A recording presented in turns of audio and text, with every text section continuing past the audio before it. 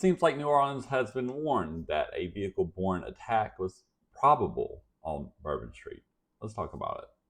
If you're from this area, from Louisiana, if you've ever been to New Orleans, you know Bourbon Street as a street with people that are lying down it for any major events. It's not surprising that a vehicle-borne attack would be so well done.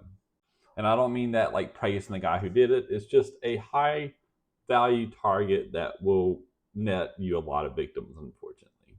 In 2019, a physical assessment of the risk of Bourbon Street was conducted, and that is where this 2019, vulnerability was told to city officials. What did they do about it? Apparently, not much. And they even mentioned that existing blockade mechanisms were not functional then. And guess what? During New Year's Eve, they were not functional as well.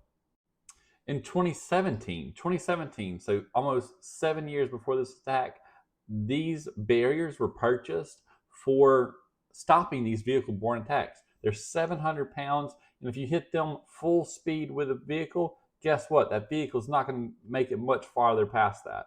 But they already had these. These were purchased. The city owned them. They had used them in the past, and they just didn't put them out, I guess because they didn't want to spend the manpower to protect the people of New Orleans. Again, if you're from this area, if you're from the city, this is not surprising to you because NOPD and the New Orleans government is absolutely, positively, completely incompetent.